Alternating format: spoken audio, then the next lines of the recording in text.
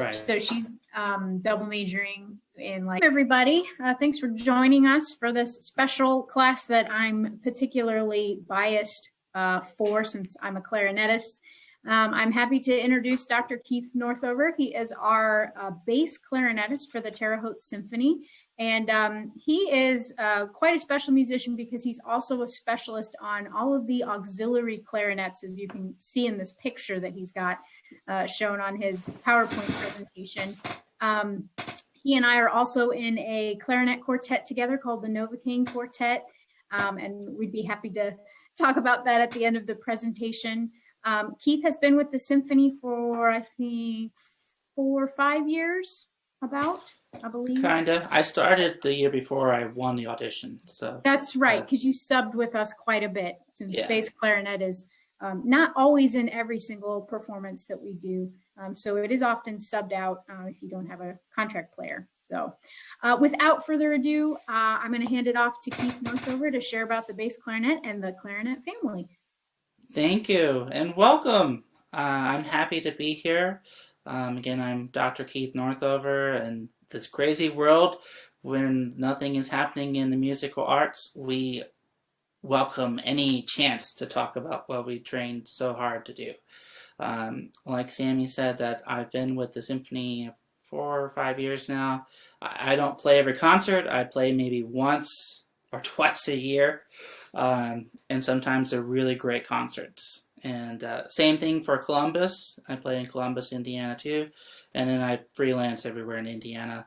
I have a doctorate from IU. I graduated a couple years ago, but I've been in Indiana since 2012. Before that, I was in Florida. I did my undergrad and my master's at the University of Florida, so I'm a Gator, as well as a Hoosier. And whenever they meet in sports, I'm not too sure who to root for.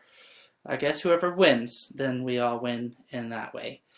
Before that, I'm from Maryland originally, just outside D.C., and so here now I'm in Indiana. My wife and I are here in Franklin, Indiana now, and she's a HR specialist at the hospital here, and because there's no music happening, I am a door screener and a greeter, so just to keep going in some ways. I also teach at IU now. Part of my specialty in my doctorate, I learned how to play all the historical clarinets, and now I'm the teacher for that. So if you ever want to learn how to play historical clarinets, that's a whole different discussion, a whole different class. We can talk about that sometime. But today we're here to talk about the clarinet, and Sammy did so great of a job talking about your standard clarinet, which is the B-flat clarinet. Everybody knows that one, and then also the A clarinet. And basically that just means that the clarinet has a whole family of instruments because they need different keys to play in. People like different timbres, and we also need to play the whole range of sound. So the clarinet is a unique instrument in that all of its members, when you combine it, it sounds like a giant pipe organ. It encompasses the same range of the organ or piano. And so, you know, you put them all together, you have clarinet choirs and clarinet ensembles, and they really sound fantastic together. You've got the smallest clarinets, which are very tiny, and then you go to the largest contra that is right here behind me. And that's just a version of a contra where it's in the paperclip form. But we're going to go through the different clarinets a little bit from what I'm more used to, and then we're going to branch out. So the first one is the bass clarinet, which is what I'm contracted to play in the orchestra. Usually I fill several different roles in the orchestra sound. So just like in the string family, you've got your violin, you've got your principal violinist, you've got your second violins, you've got your violas, and you've got your cellos and basses. They all fill out this unique sound for strings. Same thing happens in the clarinet section, same thing happens for the brass. You've heard all the brass. Same thing happens for oboes, which you'll see a little bit later. But the bass clarinet it is the bass member of the clarinet family, and my video is not big enough to show you the whole thing in one go, but you'll just have to trust me that it's twice as big as the normal clarinet. And so it takes twice the air, twice as much as vibrating. Not only is it the bass member of the section and produces bass sounding notes, but sometimes you get a solo voice, which we'll talk about in some of the excerpts I'm going to play. A lot of times you have to play more than just bass clarinet. You have to play regular clarinet. You have to play other types of clarinet. So that's where my role as a clarinet specialist really comes into play, because no matter what is called for, I have to be able to play for it. You'll find bass clarinet in my role as an auxiliary clarinetist in orchestra, in opera, and ballet, and film, bands, anything really. So I've got a few pictures on the screen.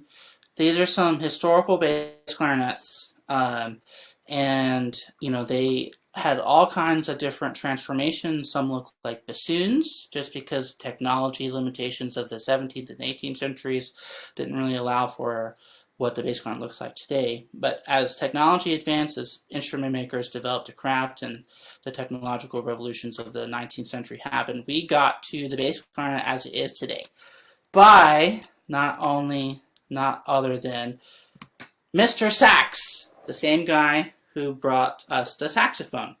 His other biggest achievement is the bass clarinet. Not that he was the inventor of it, was that he is the standardizer of the bass clarinet. So basically, he made it a straight version instead of a bassoon version where it wraps around, enlarged the tone holes, made the tone holes all better, added all kinds of keys to help where the tone holes needed to be, and added a couple of new holes that perfected intonation. That was in 1838, and that was just after he left the conservatory in Brussels, before he invented the saxophone. So the bass clarinet is his first brainchild, I think. And he was a young man doing it, too. But, some of you might have heard the bass clarinet in our most probably famous excerpt. You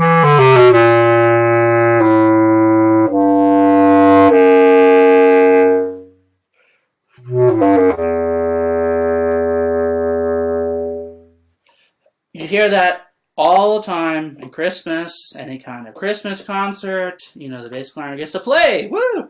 But there's another movement in that sugar plum dance, the big final dance culmination, that you only get to play if you ever play the full ballet, and it's from the Pas de Deux.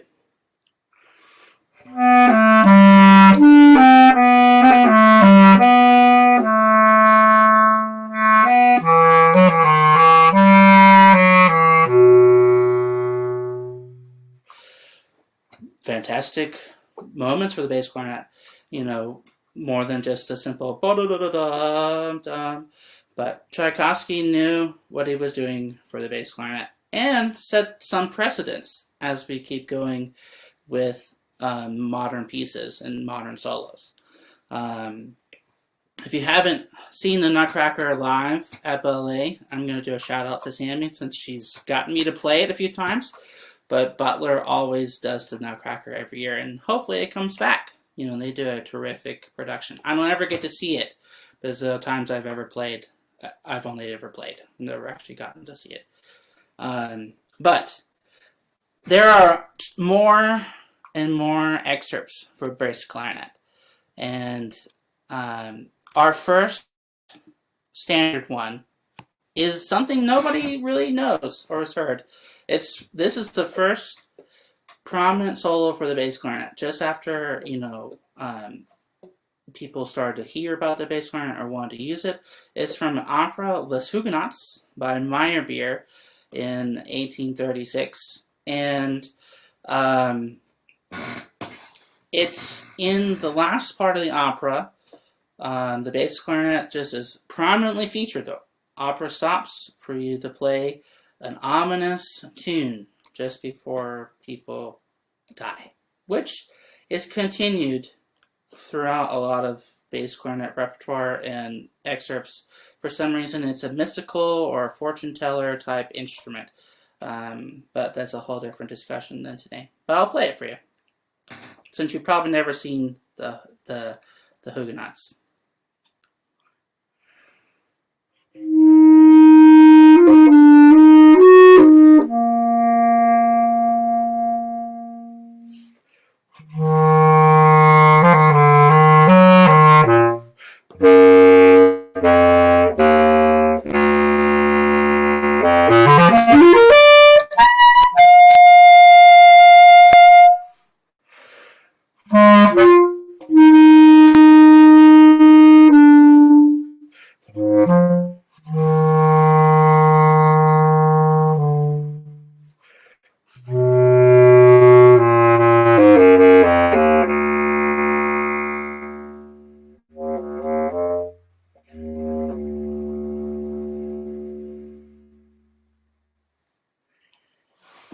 So, bass clarinet can sound ominous. It's got a nice plaintive character, a singing quality, just like a baritone or, a lower tenor. Nobody ever knows this piece because it's not performed as much. But if you're a bass clarinetist, you have to know a few pieces. The first is the Grand Canyon Suite. I don't know how many times I practiced this, and this is on the trail, and it's the donkey falling down, or the donkey got loose on the trail, and you have to catch it.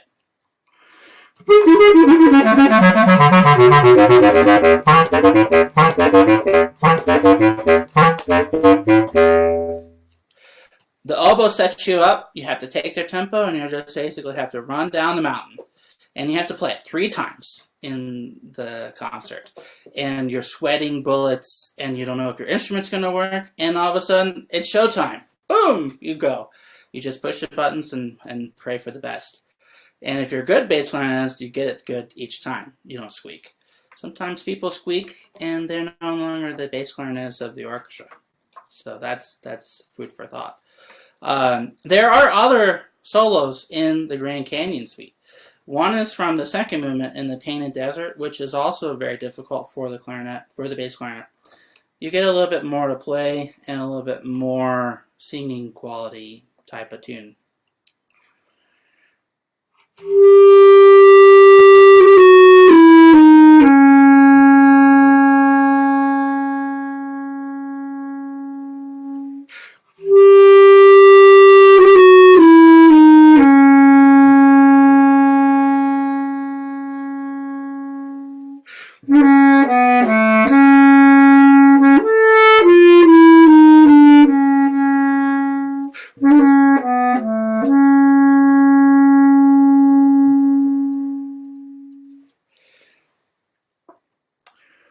And then a little bit later,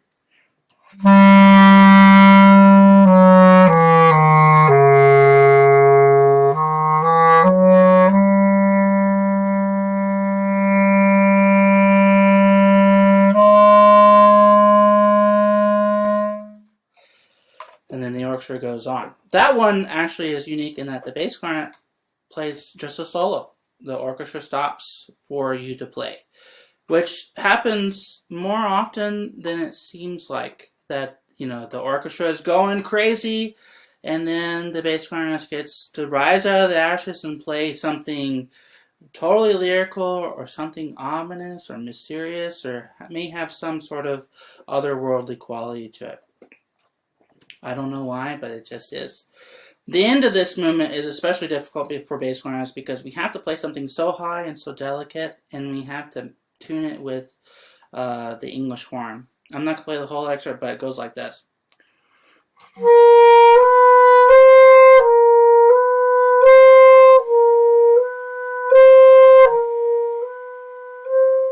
It does that forever. You have to have really big lung capacity and stamina to keep it going, because any crack, remember what I said? You're out. Okay? So the other big famous excerpt for the bass clarinet that you have to know and have to want to play is from Don Quixote, like the book. Don Quixote is not the bass clarinet, it's the cellist. But combined with the viola and the tenor tuba slash euphonium, we get to be the Sancho Panza, the idiot, sidekick that is totally either a good guy or a bad guy. We don't ever know, but the orchestra schedules Don Quixote. You got to start practicing when the contract's coming up.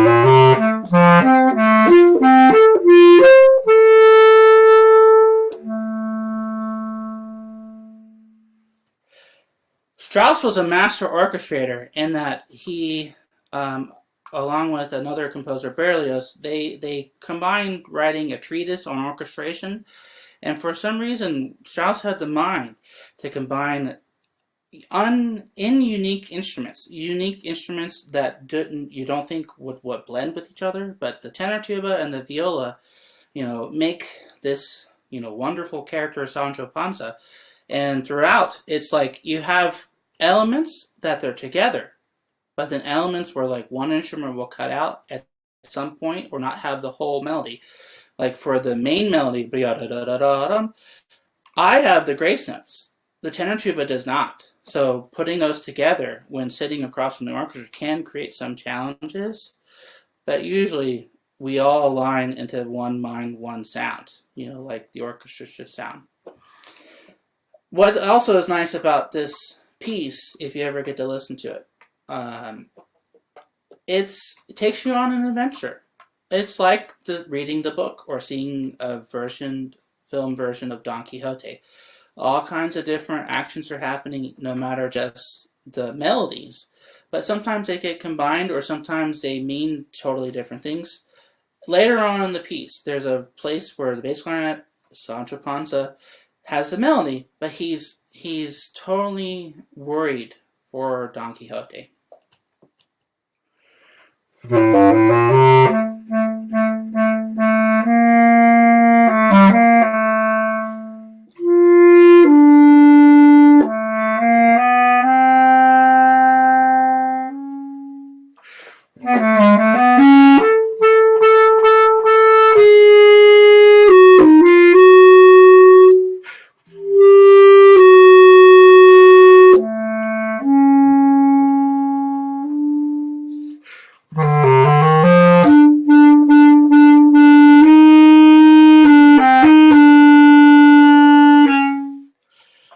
Sancho Panza is so scared. He's so worried for his friend because, Don Quixote is going crazy with madness throughout this whole adventure, and we don't know what happens. If you don't know what happens, I'm not going to run it for you because it's something you need to experience for yourself.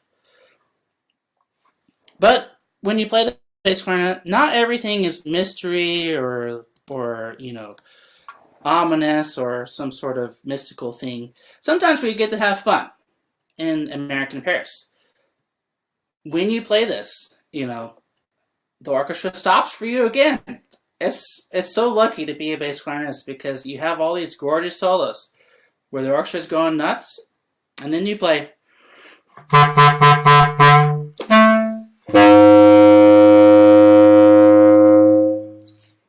like a traffic cop in this crazy depiction of Paris in the roaring 20s, what they call the Anis Falls, their equivalent, where, it's great to be alive and, you can go down the street and see all kinds of stuff and have all kinds of things to eat and drink. And it's jazzy. It's fun. At the end of the piece, you get to play something a little bit more lyrical, a little bit more somber. Because all the fun is ending.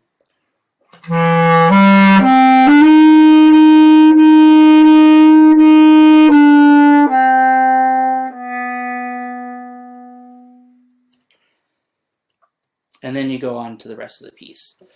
The bass clarinet is paired with so many different instruments, it seems like. The tuba, just before my solo here, the tuba has a gorgeous solo, and you kind of tack on the English horn, which you'll hear in the next show, or the next thing, we get paired a lot too. And the bass clarinet is a great instrument to play. Other excerpts that if you ever see on a program that you can kind of be excited for as a bass clarinetist is Ravel. He writes for the bass clarinet in a good way. Stravinsky's Rite of Spring has 2 bass clarinets. Their section is massive. You have to have 5 players in the clarinet section. One guy is the principal, or one lady, and then you have a second player. Then you have a clarinet 3 who also plays bass clarinet. And then you have the bass clarinetist, and then you have a E-flat clarinet / other instrument, which I'll talk about in a minute. But you have to sometimes you have 2 bass clarinets. This is a very rare occasion, but it does happen. Or the orchestra doesn't want to pay for everybody, and so then the bass clarinetist has to play both parts. Which I'm not going to play that today, but that's a challenge in itself. But you have to figure out where to play and what to leave out. All of Wagner's music, most of it, 90% of all of his great music has bass clarinet in some way. I know Glenn talked about the tuba and Wagner, and he pushed the bass clarinet to its limits too and challenged us. And he also used a bass clarinet in A, so the same relationship between the B-flat clarinet and the A clarinet we also have for bass clarinet. The A clarinet has become totally obsolete now, so I don't even have one to show you yet, but maybe in 20 years I might have one that I can then demonstrate. Other Strauss pieces have bass clarinet. Mahler and Shostakovich wrote for bass clarinet in very heavy ways too. So all these big symphony type things, you have to have a big section, and that's when I get to come into the front and show off my talents. But I'm not just a bass clarinetist. I'm a clarinetist that can play the whole family of instruments. And that means I can play the contras too. So the contras, so if we talked about the bass clarinet was twice as big as the bass clarinet was twice as big as the B-flat clarinet. The contra in B-flat is twice as big as the bass clarinet. And it's going to sound low and rumbly.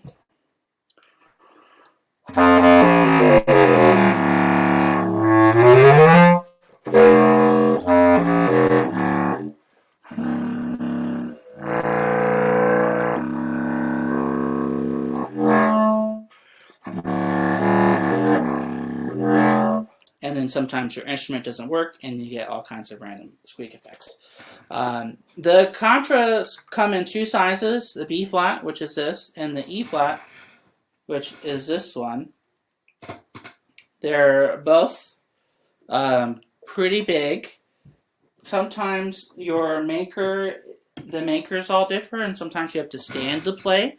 It depends on your instrument. In the orchestra, they're not really that common, so only rarely would I ever have to bring them. Some contemporary orchestra type things, John Adams, Salonen has got some stuff that's really difficult. You really have to, get your instrument in tip-top shape, and John Corigliano has some famous stuff. But most of the time, you see them in film and TV scores. Nightmare Before Christmas, Star Trek, the movies, and the TV shows. And sometimes you've got a whole bass clarinet and contra family. We're going to switch to a different chair so I can show you something. This is from Star Trek. See if you can hear all the clarinets that are involved in this one little scene. Return pain instead. Korov was wrong. I didn't destroy all your weapons. Give me the transmuter. Give it to me!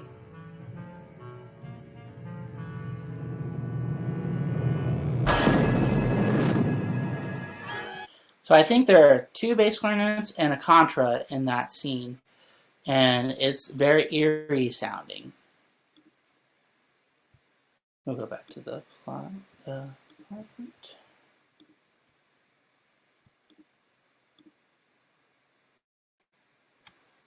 And if we have time, I'll play two excerpts that I wrote as a presentation piece to demonstrate the instruments that utilize the two contras. But we're going to move on to the soprano clarinet family, so higher than the B-flat clarinet. So, you know, everybody knows the B-flat clarinet, right? Well, you also have a clarinet in C, so it's just a little bit shorter than the B-flat clarinet. Actually, I lied. So I need to figure out what I'm doing. Hooking up the wrong clarinets here. This is the B-flat clarinet. Then we've got the C clarinet. So just a little bit shorter. Actually, no. What am I doing? I don't know how to play clarinet. Here we go. This is some sort of comedy gone bad. This is the C clarinet. Just a little bit shorter. Then we've got the D clarinet. So even a little bit shorter than that. And then we have the E-flat clarinet. So the tiniest piccolo. And then, it's like a clown car. I don't have enough hands. We've got the A-flat clarinet. So 5 clarinets here that aren't even as long as the contra, you know, that, but they all fit in my hands. As you can probably figure, it probably takes small hands to play, and you have to get used to that if you're a bigger person like I am. It takes some getting used to. Why do you have these small clarinets? Well, for 2 reasons. Because sometimes you need to play in different keys, where it makes it easier to play in. But then also the timbre, like Berlioz and Strauss, really Mahler, they all loved a certain timbre for certain different instruments, and so that's what they wrote for. Nowadays, people play on like the 1 clarinet. So like if you're playing B-flat clarinet, you'll play C clarinet parts on the B-flat. If you're playing other clarinet parts, you probably play on the E-flat clarinet. So there are a few E-flat clarinet solos that you have to learn how to play. And sometimes, if there's a special E-flat clarinetist of the orchestra, then I won't play them. But sometimes I am the auxiliary person, so I play them all. And I've done all these at some point. So, Symphonie Fantastique is by Berlioz. He is the same time as Les Huguenots, the same guy we talked about earlier, a little bit earlier, just after Beethoven's prominence in the Romantic period. They were writing for both the key and also for the timbre. Berlioz, you can kind of think it was for the timbre of the instrument because it sounds a little nasally. It sounds a little bit quirky, and in his big piece, the Symphonie Fantastique, it's, you know, the hero's journey after, you know, kind of gone bad after taking some drugs and having this nightmare vision where you've killed your wife and stuff, and the E-flat clarinet comes in the 5th movement. Now, if you're only the E-flat clarinetist in some big orchestras, sometimes you have to sit the whole time in order to finally play. But I'll try and play it for you today. This is the big witches scene.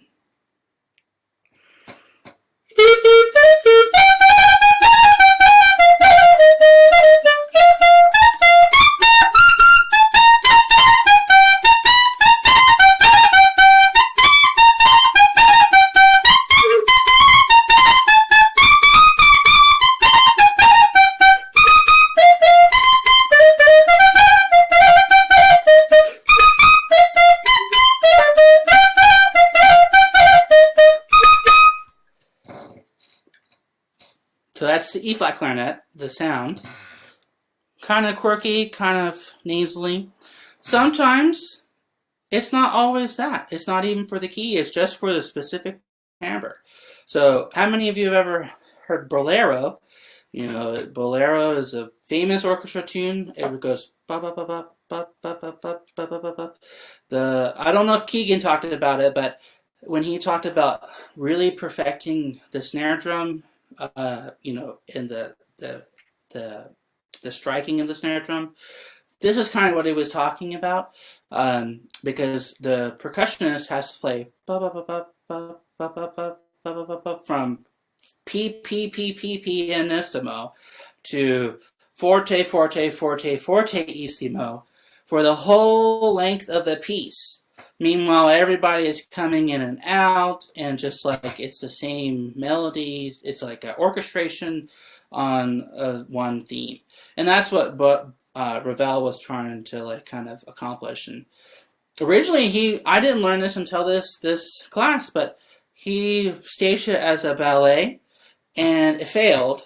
But in the first performance of it, they kind of went nuts on it. Like, it was so fantastic. And apparently somebody shrieked, "You madman! You madman!"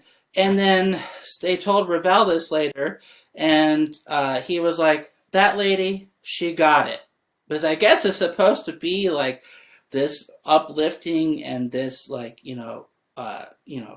crazy sensational piece that you get from just living through the whole duration. I found this cartoon which I thought was funny, and it's like, it says, last time near the end of Ravel's Bolero, I heard a scream, which is true. And I wouldn't scream at the concert, but if you are shocked by something, you might do it. This is what it sounds like. So this is not anything high, it's not anything hard, it's just the specific timbre of the E-flat clarinet Bolero Ravel really wanted to have in Bolero.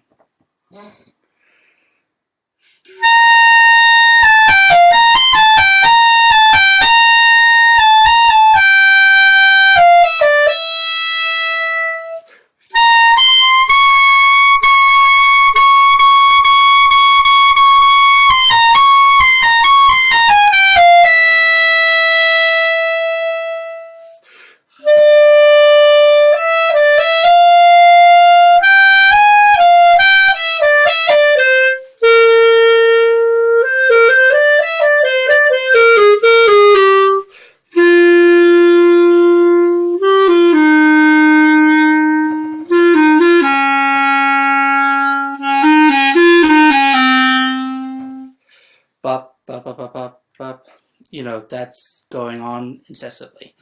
The one thing that is kind of sad about this piece is that, Ravel, he liked the clarinet family so much that he gave the bass clarinet a part in this piece. But I play 4 notes if you were playing bass clarinet. Bum, bum, bum, and then you play it 1 extra note after that. But you play that throughout the whole piece.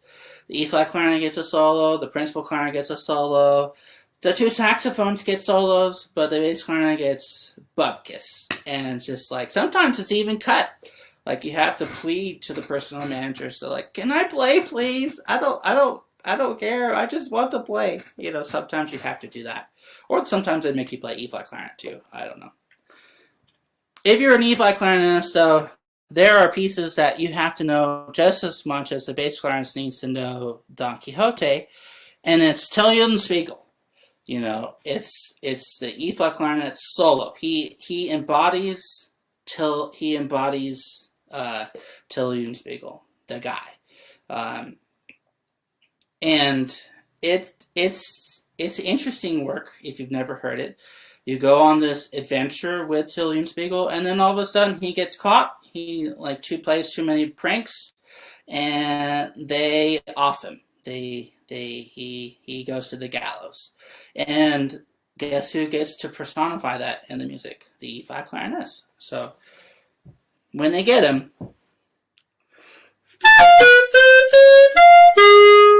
that's the tune. And then you play it a few times that are more incessant each time.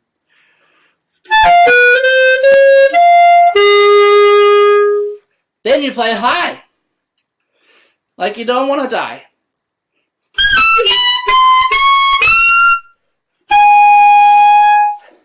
But any begging, any pleading, it's not going to work out for you.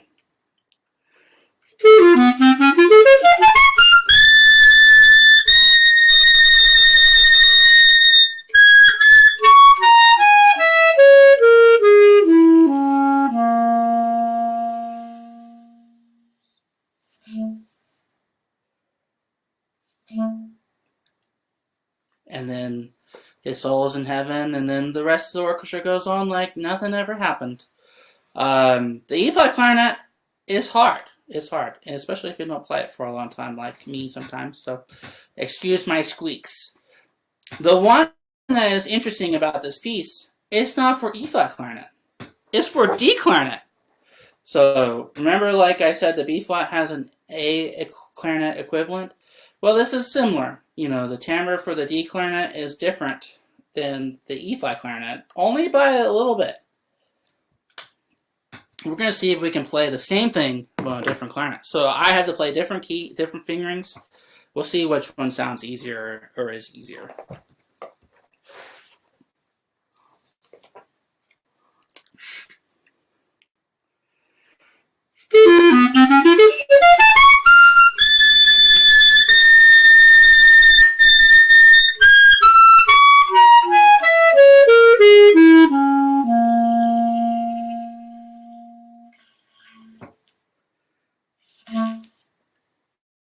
Different key, different fingerings. You know, the person who's playing can choose. I have the luxury of choosing. Which one do I want to play? Do I want to play E-flat clarinet or do I want to play D clarinet? Most people don't have that luxury and they just play the E-flat version. And that's true for a lot of things. You know, sometimes you play based on the key. Like if you want to make it easier, that happens in some of the other works for E-flat clarinets and D clarinets, like in Stravinsky. Sometimes even in Daphnis and Chloe, there is no D clarinet written, but some of the key work, some of the technical passages can become a little bit easier on a different clarinet, on the different clarinets. You'll see C clarinets, D clarinets, E-flat clarinets, and all the Mahler stuff, and in some of the Shostakovich things too. Prominent parts, prominent parts. The one thing that's sad with the sopranino clarinets is that there's not a whole lot written for A-flat clarinet, this short, very tiny one. You'll see it in like Italian military band music and other stuff from like the 19th century. And then some chamber music stuff. And like you can see, my fingers are barely covering this hole, and we're going to see how it sounds. I'm not hoping for anything great, but you can at least get a chance to see what it sounds like.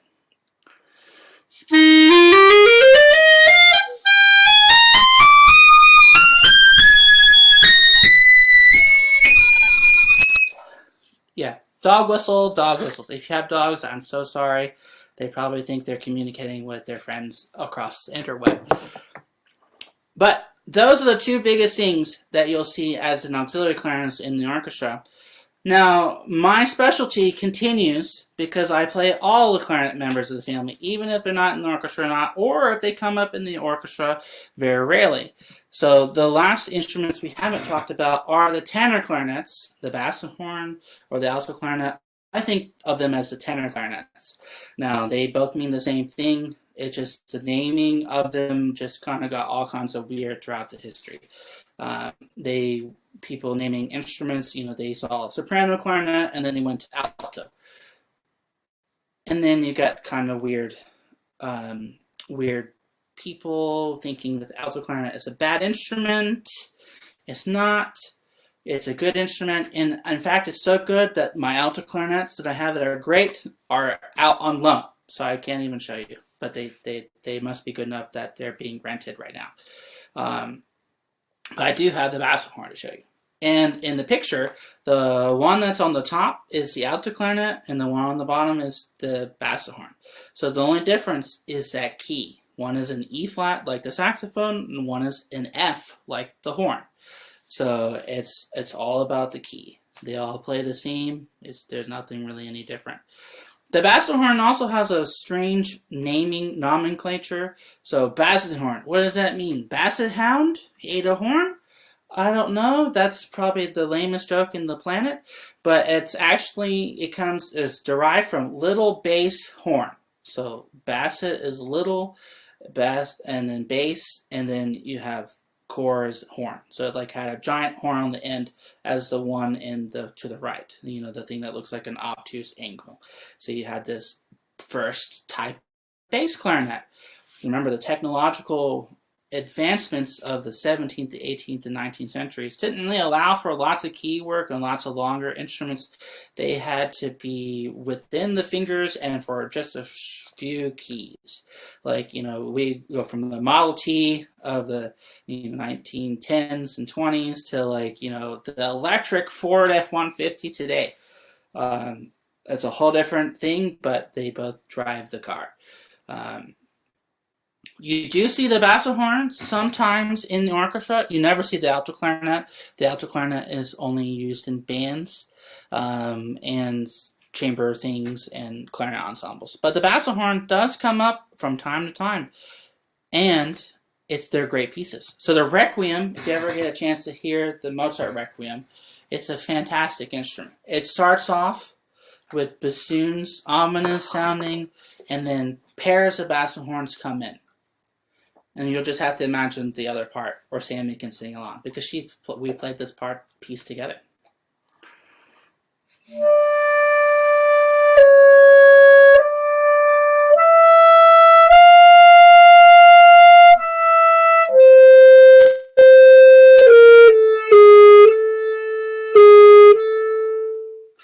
So, it's the clarinet sound. It's a little more otherworldly sounding, or singing sounding like a tenor would be.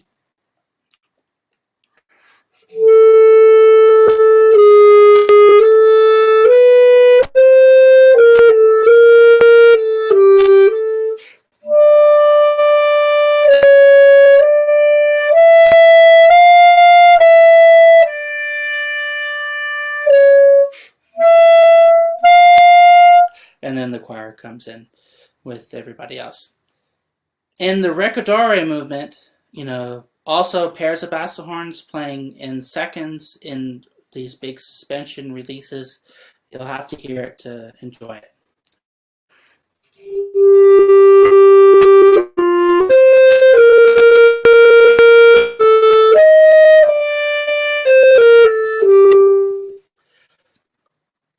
And that's the basso horn for the Requiem.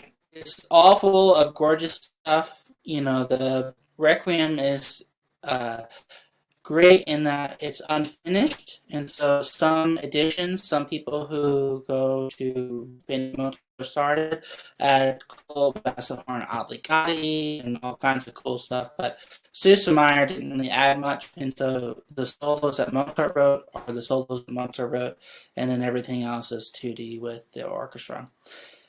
Sometimes you'll see that the oboes tune the orchestra, but in the Requiem there are no oboes, so the tuning results to the basso hornist. So you finally get to tune the orchestra, you finally get put up to the big leagues.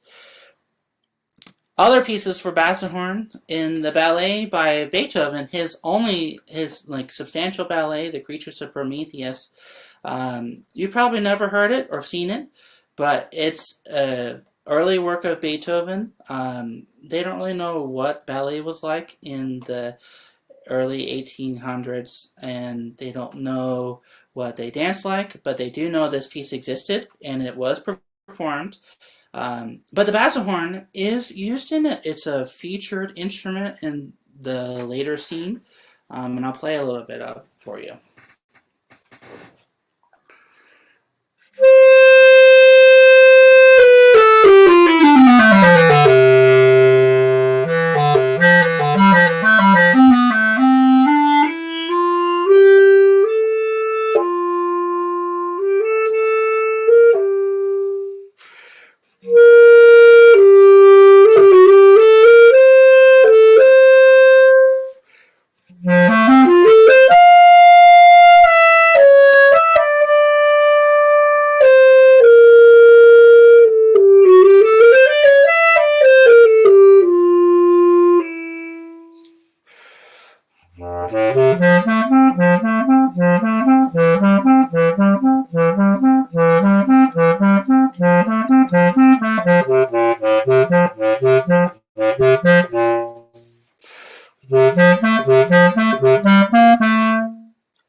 And it starts like that while the oboe is singing with the clarinet doing the little Alberti bass type of figure. And then to finish it off, they go to a second theme,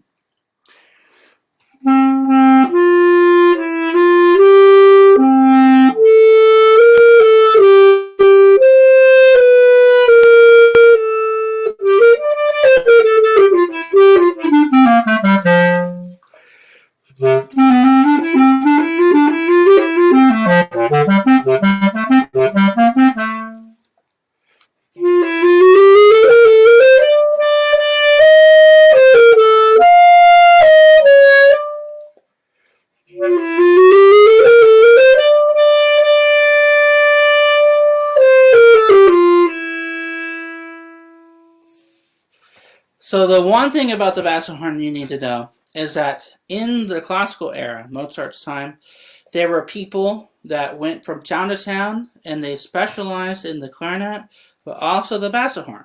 So although the bassohorn isn't used in the orchestras as much, there are tons and tons of concerti and solo and trios and chamber music that are just for bassohorns.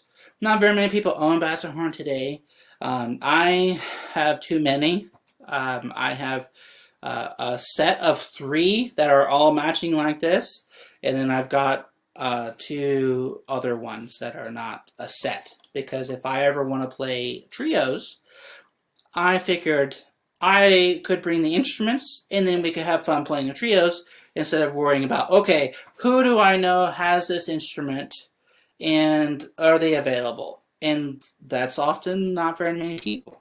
That was my whole philosophy where a lot of the clarinet family is that I don't want to be in a situation where like they say, hey, dude, can you play this gig?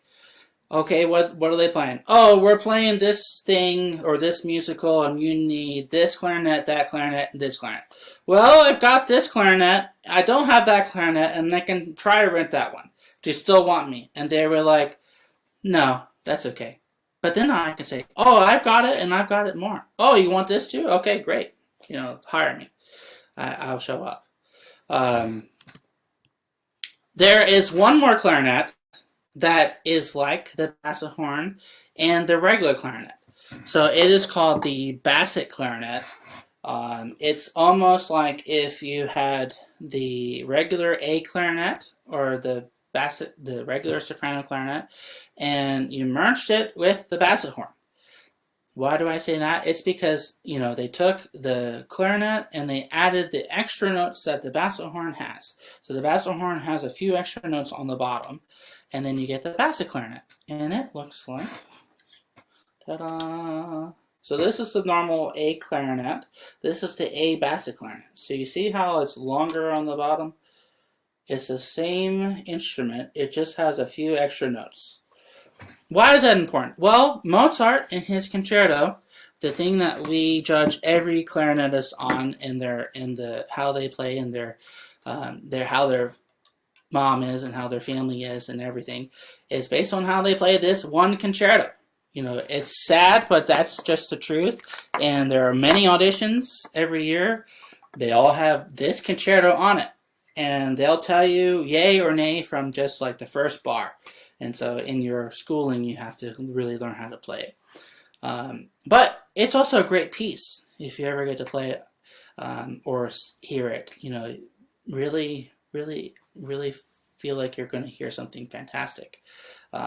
Its impetus is also interesting in that Mozart had a friend, Anton Stadler. He developed this type of clarinet.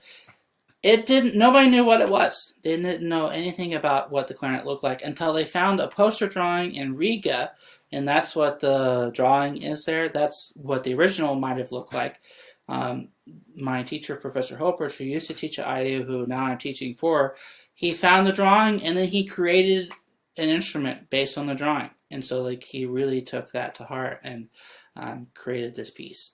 So this is the basset clarinet, and I'll give you an example of where you might hear it in the concerto.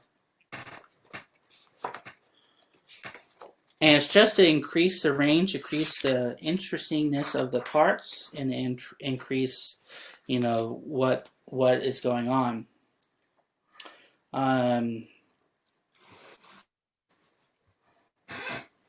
Okay. This is a B theme,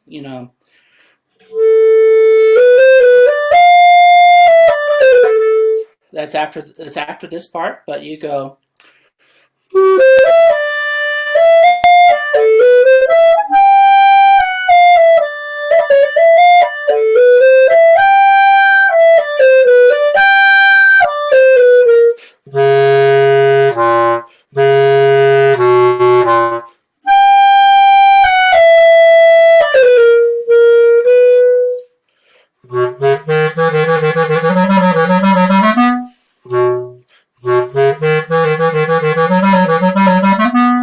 So I played a little bit, few extra notes that I don't have on the A clarinet, and I'll demonstrate what it would sound like if you had just a normal A clarinet and what kinds of modifications you would have to play.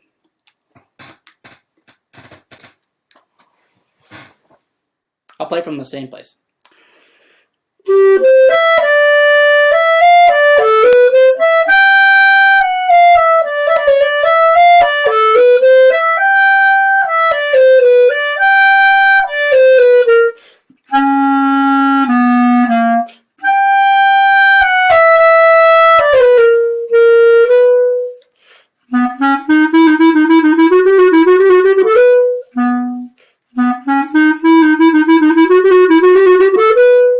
So that whole last little section, I had to play an octave up.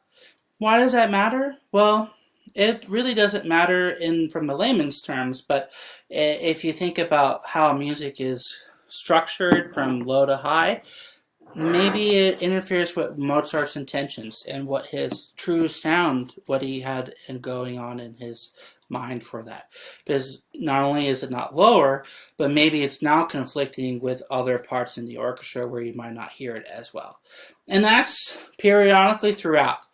The concerto in all three movements. And then the basso clarinet is also used in the quintet for strings. And then that's pretty much it. So you spend all this money for an instrument that you might play twice. And then it gets worse in the operas, because there's an opera that there's a B-flat version of the basset, which you need from Susanna's Parto Parto aria in the Clemenza de Tito, I think. And it's in B-flat, and you need the basset clarinet, and that's for one piece. So it's like, I don't have that one yet, and you have to have a specialty maker for it. But that's the basset clarinet. So it's like the basso horn and the clarinet, but just a little bit longer and like a soprano instrument. Let's see. Do we have a little bit of time? Yeah, I'm going to play just a little thing for the contra. Two things. I wrote this piece for a demonstration for kids. It's called The Variations on Twinkle Twinkle Little Star. Each movement is a dream or nightmare based on what's going on. So I start with the regular clarinets and I move outward. But for the contras, since we don't have anything to play in the orchestra, this is what I get to play for you. So the first one is based off of serialism from Schoenberg and Berg and Webern, and it's kind of ominous, like it could be in a movie.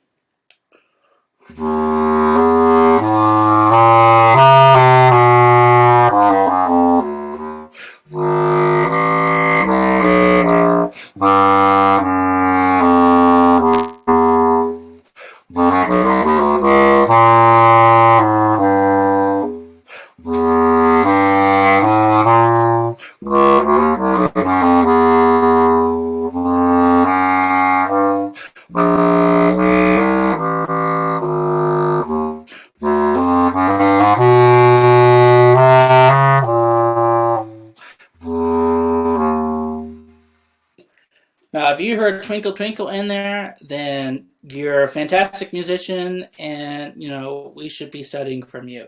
But that was my 12-tone version of Twinkle Twinkle. And if you don't know what 12-tone version is, 12-tone music, you should look it up. It's a very interesting writing style where you use all 12 notes of the chromatic scale, and then you can restart. The next one isn't so ethereal for the contra. Now this is the contra in B-flat. That was the contra alto in E-flat. The only thing different is that I can go a little lower with this one. This one is called Midnight Mysterium. See if you can hear the quotes from some famous orchestra things and maybe film things.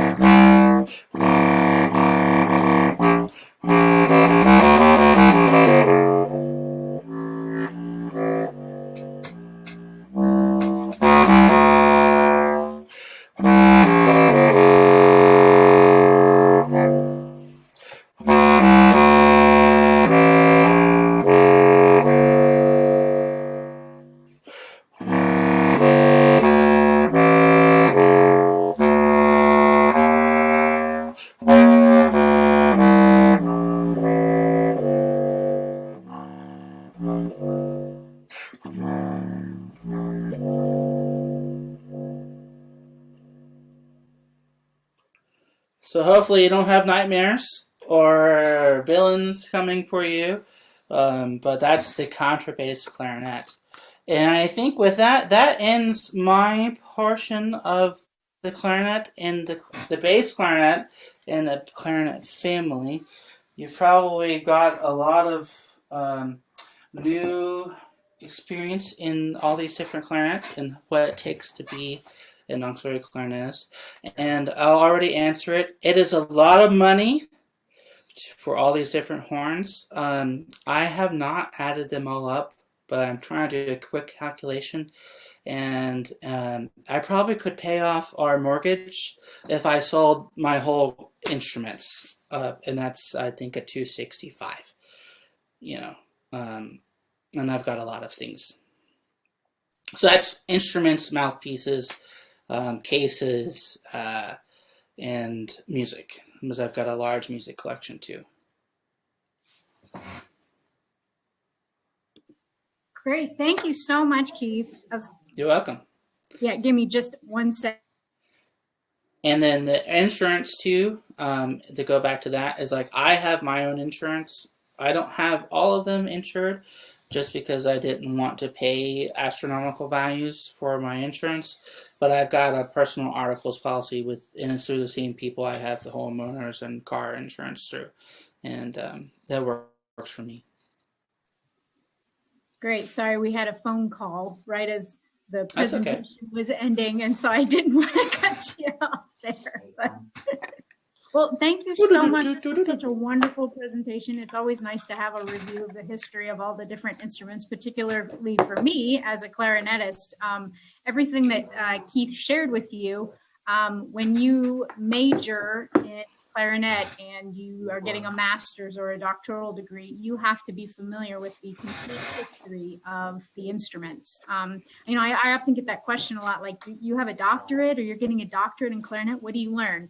This is what we learn: the development of the instrument, the development of the repertoire, how the composers wrote for the instrument. I mean, it's a pretty extensive. We could go on for hours and hours and hours about information about the clarinet that we've had to talk about in oral exams and written exams and all sorts of fun stuff. So I've got a couple questions in the chat, and if you guys think of any questions as we're answering these two questions, please go ahead and write them in the chat, and we may just have you unmute your mics here in a little bit too as well. And I may have missed, have you already covered, Keith, the total value of the clarinets, or would you like to talk a little bit Probably, about? So everything, you know, the clarinet is expensive, an expensive instrument. I don't have a total value, but I'll talk about what they all cost. So like your normal professional clarinet, if you just bought a B flat or an A clarinet, you know, it could cost you anywhere from like $4,000 to like $8,000. good, new, used, and you would need a pair of those, B flat and A clarinet. Now, if you go on, down the line to the bass clarinet, you're talking about 15,000. Just And that's for a like new. top of the line. That's top of the line, all fancy bells and whistles. Bassahorn is also up there. I think they've gone up now. Like alto clarinets, brand new, are 15,000. So I think bassahorns are also kind of 16. I bought them. It's been a few years now, but they were valued at like 12. And so they keep, every year inflation keeps rising and material keeps getting harder to find, so they just keep going up. Contrabass clarinets, not the paperclip, the metal one behind me, but like a rosewood contra that I have. I just didn't bring it out. But those are brand new, 32. So you're talking about cars now. So you could buy a brand new car, cash, or you could buy a brand new instrument and get it in, 7 or 8 months. You have to have encouraging partners or understanding partners to learn about all that stuff. There are cheaper versions for big contras that some makers are starting to go a little bit different way, but they're still talking about 15, 16. The paper clips, they're long discontinued. They were made by a company that has gone under, and anything that they've made are now collector's items, and they run you 6 or 7. But then you might spend $2,000 getting them purring again, and you might have to do that every year. Just like your car needs basic oil changes and maintenance stuff every year, all the clarinets need basic oil changes. The contra altos, the smaller contra, brand new, they're like 16, 15. You can buy cheaper ones. They make student versions, or like $1,000 or $2,000, but they're not very good in sound quality. And the other auxiliaries, the smaller clarinets, also 5 or 6, similar, comparable to your normal clarinets. It's just a different specialty to make them. Yeah, one thing you touched on with the lower clarinets, they are a lot more likely to break or bend or get out of alignment. And so you spend a lot of time. It's really important to know instrument repair. And Keith does a lot of that just on his own instruments. And I've even had him look at my instruments for little small repairs here and there. But it's very easy to get something out of alignment on those bigger instruments. In fact, probably every time you put it away in the case. Right. Well, I'm actually, I rent out instruments a lot, and like I'll get back instruments. You kind of have, you quote based on minor things that might happen, the spring breaks or like some minor repair. But for the contras, like the people ask, why are you charging so much? It's because I could get the case back and it's missing a piece of the case, or like the instrument's dinged up, and then like you gotta spend almost a lot of your rental fee on getting the instrument fixed. And just like, sometimes students are not so kind. That's another thing. I never wanted to borrow an instrument that wasn't mine, because you never know what you're going to get. Right. I wanted to have the instrument. Yeah. Betsy also asked, how did you get interested in playing all the clarinets? That's an interesting story, and I don't know. I think it was a combination of things. So, when you're a high school person, clarinetist, I played the B-flat clarinet just fine. Then one day in my junior year, our band director said, when you audition for All-State Band, you should consider alto clarinet. And I was like, alto clarinet? Yeah, they take like 4 alto clarinets in the All-State Band. And my teacher, he was the bass clarinetist, and he was not the bass clarinetist yet, but he was in one of the people in the section for auxiliary clarinets in the Marine Band in DC. And so like he played alto clarinet. He always told me, don't ever play the alto clarinet. I forbid it. And so, but he was on tour that fall. And so I said, yeah, I'll play the alto clarinet. And it was me and this other guy, and we only had one instrument to share for the audition, so I don't know what was going to happen if we both made it into the All-State Band. But that didn't happen. I made it into the All-State Band just myself, and I had a fantastic time playing it. And I think that's where my mind went sour in terms of all the wanting to play the auxiliaries in the way that I want to play them, because the next thing you know, I'm playing bass clarinet, and then I'm playing E flat clarinet, and then I'm playing contra in my high school, and like I'm running the clarinet choir, and then I got a taste for all of it. So when I got to college, I also started playing in musicals, and you need all these different instruments, and so I started to have all these things, and so I had the tools, and then I went to a place like the University of Florida where Professor Usher was mad on clarinet choir stuff, and so we gelled instantly, and so we had a lot of fun, and I got to play a lot of the auxiliaries and really hone my craft in being able to just pick up one instrument and then the other instrument and just whittle things down.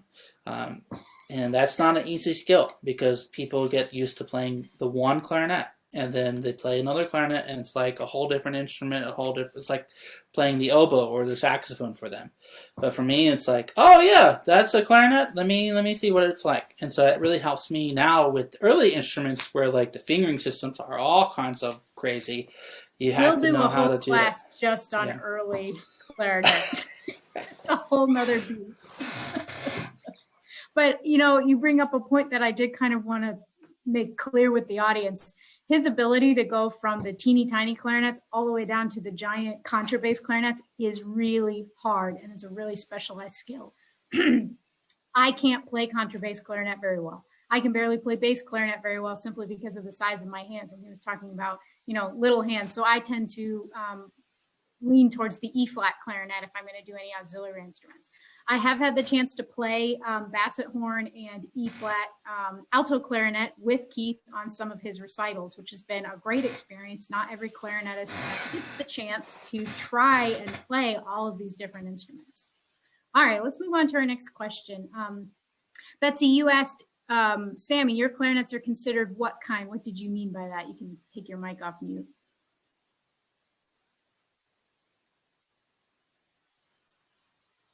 Is it alto or is it? So the regular clarinet that you start playing on when you're a kid, it's called a B flat soprano clarinet. So that's what I play in the symphony. Yep, that is the normal standard clarinet. We then are required, because of certain pieces being written, for the soprano A clarinet, which is just slightly longer. I don't know if you can see that with the video. You can see the one in his right hand is just a little bit taller than the one in his left hand. So those are the two standard, and they're considered soprano clarinets. Okay. Oh, Carl has a great question. Are clarinets built by hand, or are they on any sort of assembly line process? That's a good question, because it depends on the maker. And at points in the process, so like I've had the luxury of going to the Buffet factory in France when we were on a chamber music tour during my master's. And so they have an assembly line where like one guy is stamping keys, and they're like at a big machine, and like they're stamping keys. There's another guy that's in charge of putting the billets into the CAD machine, and then they scan it, and they drill into it and make the holes, and reaming the clarinets. But then later on in the process, there's like a guy that puts in all the posts. Those are the things that hold the keys, and then he might also put a few keys on, and so each part of the process there's a different point of the process. There are makers that do make by hand, so they take one billet, and they ream it, they scrape it, they drill it into it, they build the clarinet by hand. Like they make the parts by one at a time, or maybe a few at a time, and then, but with that, you're talking about waiting a long time and also paying more, because it's built by hand. It's tested, and so it's not totally auto part like you're making a car where there's 100 people in the process. But I did learn this a few years ago when I had to buy some basset horns for concerts, and just for... I had to buy some basset horns. Yeah. Well, that's a whole different story. But that the company only makes 12, and it's one guy in the process that does it. So like even in this same factory where you have hundreds of people doing all different parts of the process, this one guy was only responsible to make the basset horn. And so there's probably teams and team leaders and all kinds of stuff. But Great. I think for those of you who aren't familiar with one of the other brands of clarinets, Selmer, they actually have a factory in Indiana, in Elkhart, Indiana. I've always wanted to go there, so we'll take a road trip, Keith. Yeah, that'd be fun. Next question. I assume that some of these instruments are enough similar that if you played one, you could play the other. Yeah, to a certain extent. But some seem like they would be a totally new instrument to learn to play, and you've kind of talked about that. Why don't you talk a little bit about the differences between like embouchure and physical between the tiny clarinets and the big clarinets? What exactly is different? Well, there's a whole like a clarinet is a clarinet. You know, if you're playing the French system, it's the same process. You stick it in, and you're blowing on a reed that vibrates, and the only thing that is different is the size and the placement of your fingers. So like the normal clarinet, you know, your fingers cover holes, and you know, you're used to that. If you take the smallest clarinet, you can see that it's radically different. And so not only do your fingers have to go smushed together, so like there is no space in between my fingers where it's more like open like that. There's no space. So you have to really make sure your fingers are closing. So like sometimes they bump into other keys and sometimes you squeak, and you know the placement of the finger. This is also a different brand, so the pinky keys are in a different place. It's a little bit more manageable for like just like the D clarinet, where it's like there's some openness in the hole. And then for like the bass clarinet, you'll see I have no open holes. I just have plateaus where the fingers sit on, and so it's then triggered by a key action that closes the tone hole. And so you don't have to worry about your fingers closing, but now you have to worry about your fingers reaching. And so if you have small fingers, you know, you have to really kind of reach and make sure that's going the right way. On the basset horn, I've got one open hole, and this devil is the devil because like sometimes your finger doesn't close it, and you get all kinds of terrific squeaks, and it's not the most fun thing when you're not supposed to squeak.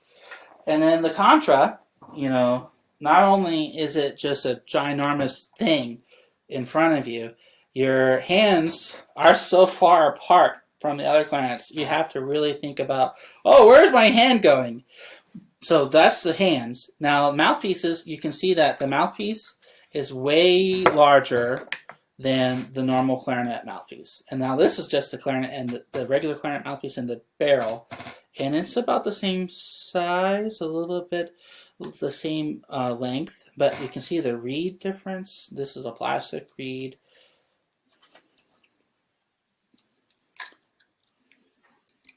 So it really takes a different embouchure shape. The lower clarinets, the embouchure is a little bit round. And clarinetists always talk about flat chin, flat chin. That is not as pertinent on the low clarinets, correct? Right. So, here are 3 different reeds. Your normal reed, B flat clarinet reed, your A flat clarinet reed, and then your contrabass clarinet reed. So all various different sizes. And that just means how much of the mouthpiece you put into your face and then what kind of grip strength you have. So the larger the instrument, the larger it's going to be, and the more relaxed it's going to be. And the smaller ones, it's going to be highly focused and like very sensitive to like, you know, gripping. Almost biting. Almost biting, but we don't like to say the B word because it means a whole different thing. Yes. Teach students bad habits if you use the word bite. We use grip more. Grip. That's a good one. There we go. Okay. Carl asked, how many places will do maintenance work on instruments like this? Well, that's a good that's also a good question. So not every town has, every town has your mechanic, multiple mechanics or car dealerships for instruments. That's not the case. In Bloomington, there are just a couple of places where you could go get your instrument serviced. And like if you're talking about basic stuff like cork or key or like something that's completely broken, they could probably fix it.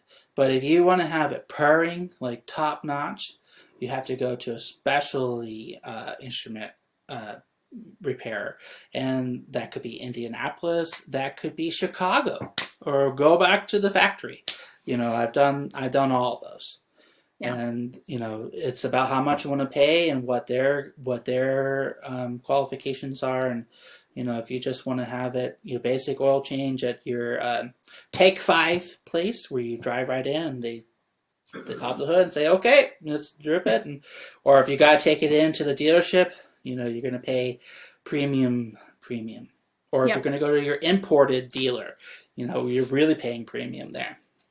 I take my instruments to a guy in Indianapolis who actually is a flute maker, and he makes his own pads. And so typically when you are ready for an overhaul, which means you take all the keys off the instruments, you replace all the pads, you replace all the corks, the barrel of the instrument's completely oiled and cleaned off.